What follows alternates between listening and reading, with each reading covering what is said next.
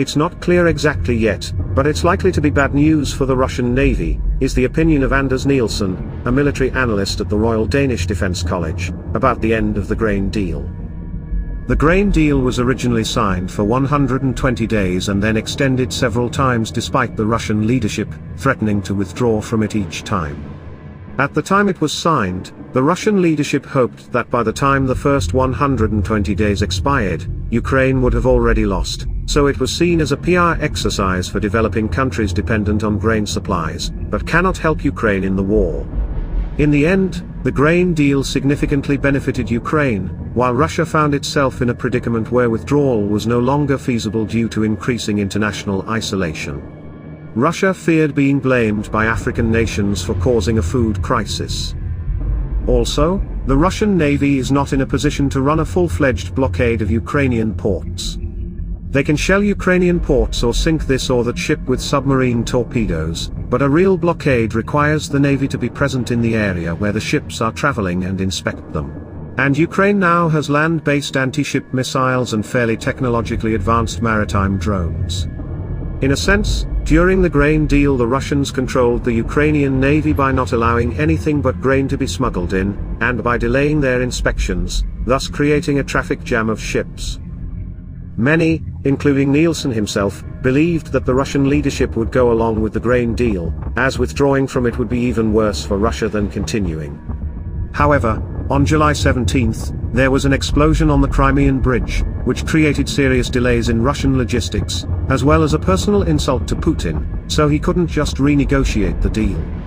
As a result, the Russians responded with a series of unrealistic demands to reopen the grain deal, including lifting some of the sanctions, which of course no one would go for, as they could put forward lifting even more for the next grain deal. It looks like the Russian leadership was not prepared for the possibility of undermining the bridge and did not know how to react. Their response has not been very consistent. The statement that any ship would be seen as potentially carrying military cargo is pretty vague. Then one Kremlin official did clarify that ships would be inspected. Conducting a naval blockade has clear rules.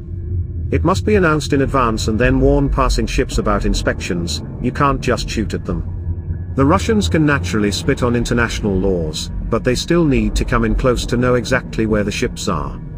This in turn will bring the Russian Navy into range of Ukrainian missiles and drones.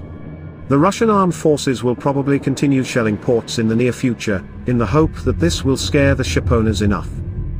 However, in the long run, the Russian leadership faces a number of unpleasant dilemmas. At the moment everyone is accusing them specifically of using food as a weapon. If they send a fleet to enforce the blockade, they risk losing ships. If they don't, they look like losers. Russian armed forces are also forced to spend expensive missiles to destroy grain. It is possible that the timing of the Crimean Bridge attack was calculated by Ukraine as a trap for Russia. The Ukrainian leadership may have decided to raise the stakes by pushing through the expansion of the grain deal to other commodities. From Ukraine's position, the grain deal was a permission for Russia to blockade at a discount where the Russians controlled the passage of ships through inspections. And from this position, the Ukrainian leadership decided to disrupt this partial blockade by taking advantage of the weakness of the Russian Navy. What do you think? I look forward to your options in the comments. Oh yeah, I almost forgot. Thank you all so much for everyone's comments under the video before last. I'll have a little more free time now.